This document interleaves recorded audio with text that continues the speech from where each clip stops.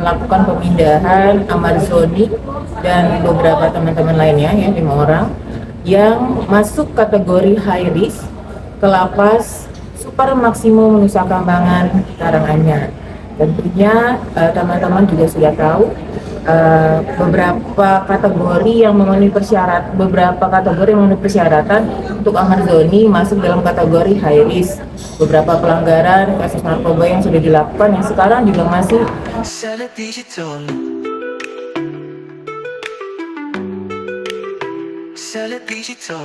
Ya, Bro.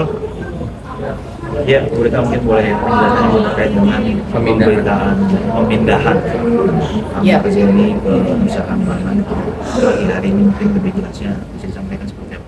Terima kasih, Bu. Oke.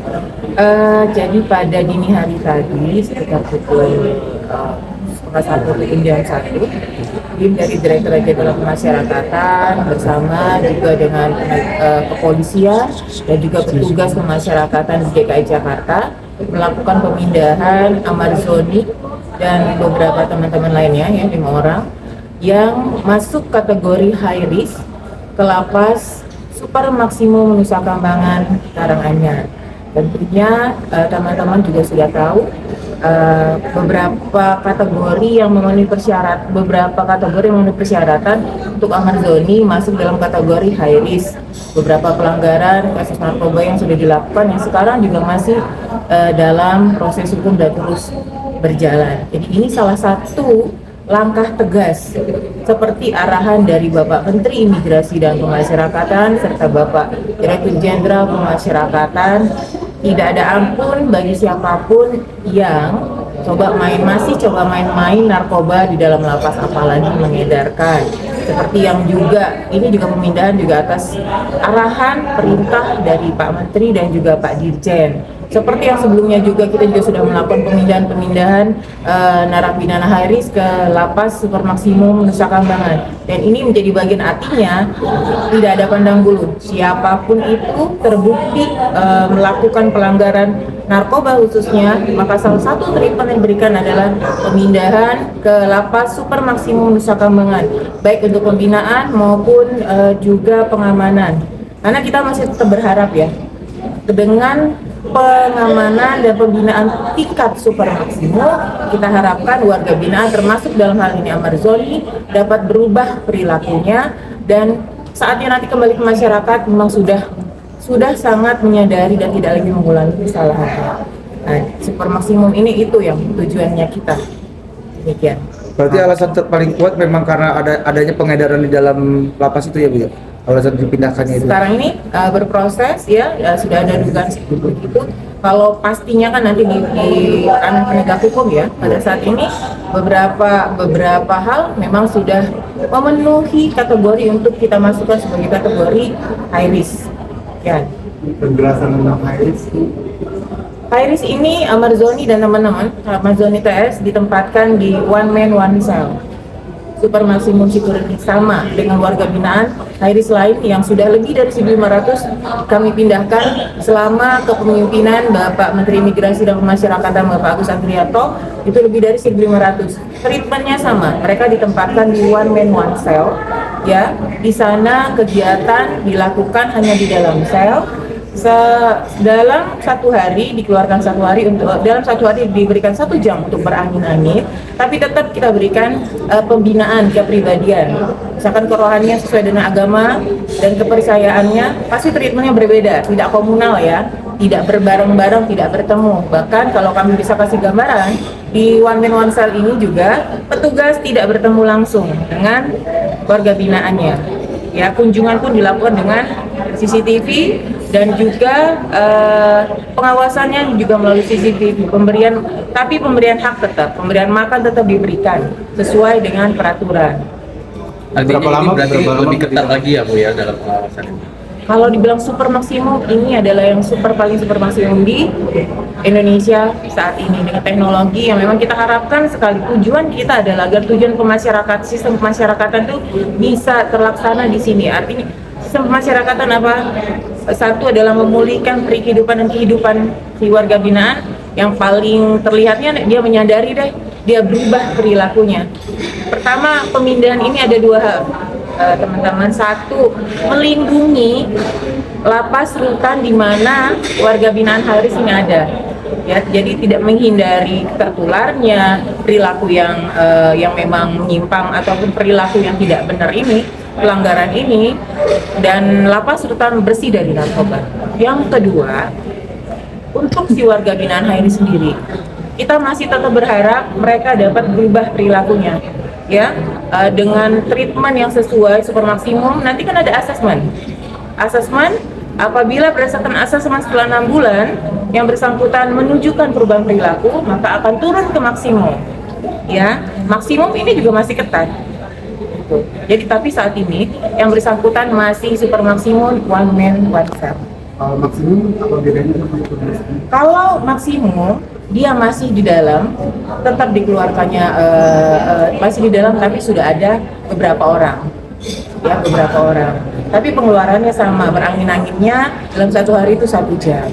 Pembinaan tetap diberikan, tapi memang tidak ada pembinaan kemandirian, ya. Kemandirian itu seperti pelatihan kerja itu tidak ada. Di super maksimum dan maksimum itu tidak ada, ya.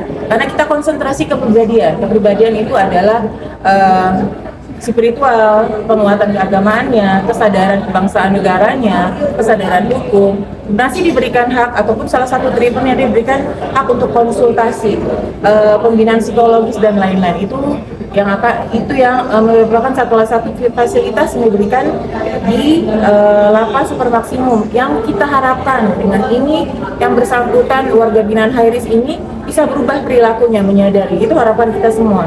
Ya, rasa ya kita berharap itu semua dia yang bersangkutan juga bisa berubah perilakunya dan bisa turun sampai dengan dia kembali ke masyarakat sudah menyadari dan tidak kembali lagi ke dalam lapas. Bu, dugaan kejahatan yang dilakukan Ahmad Joni kan itu sebenarnya dilakukan di lapas. Apa maksudnya lapas ini nggak kecolongan gitu? Ada karena rasa kecolongan gitu atas pengamanannya mungkin apa gimana?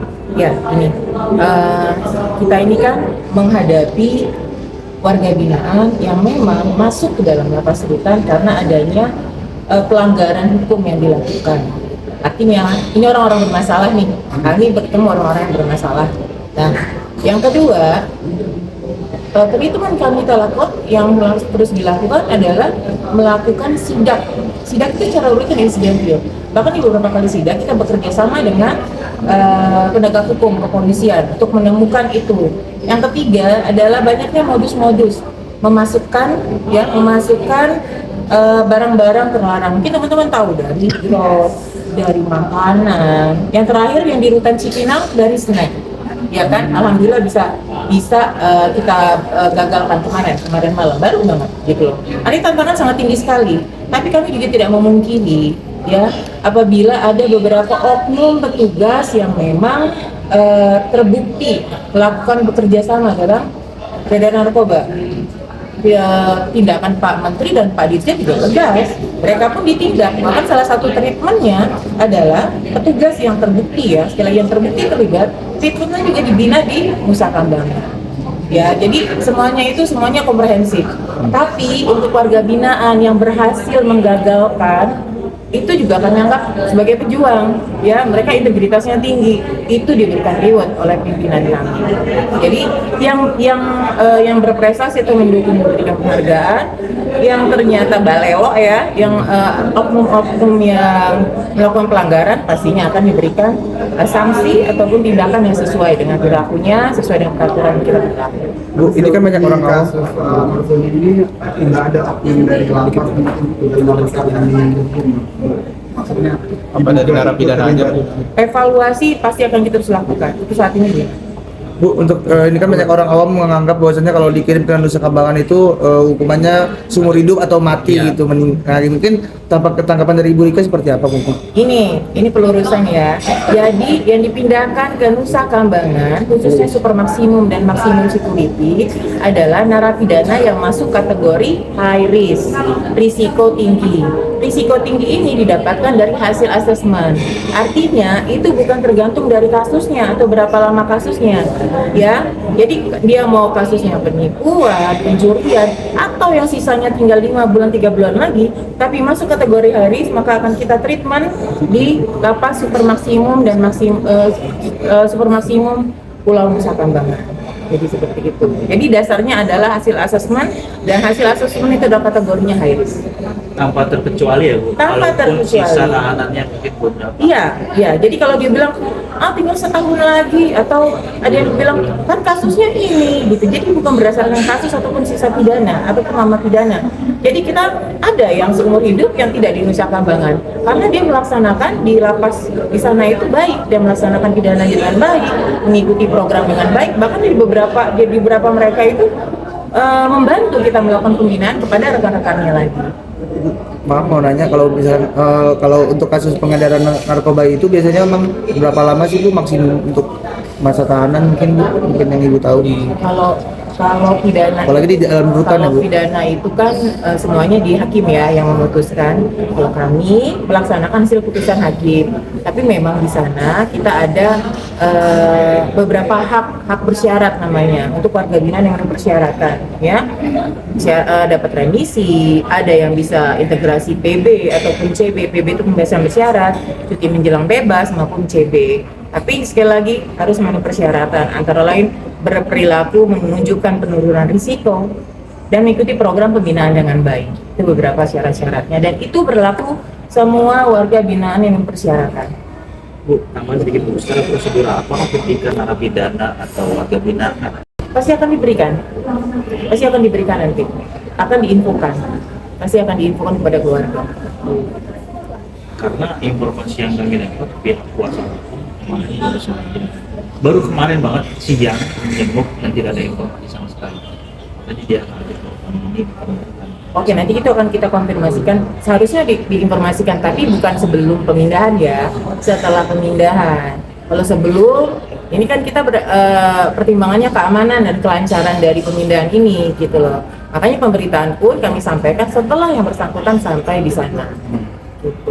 Berarti tepat pukul berapa Bu? Pemindahannya? Sekitar 0.30 atau pukul 1 dini hari. Ya, sekitar itu. Tadi sampai sekitar pukul 8 pagi. Sampai di sana. Sampai di Nusa Kambangan. Iya. Bu, untuk kan lokasinya kan berarti di Salemba ya? Di Rutan Salemba saat itu. Itu nanti diadilinya di PM atau gimana Bu? Sesuai dengan perkaranya ya, kemarin kejaksaannya. Ya. Ya, PM Jakpus, ya, betul. Ada lagi? Cukup Clear? ya? Udah.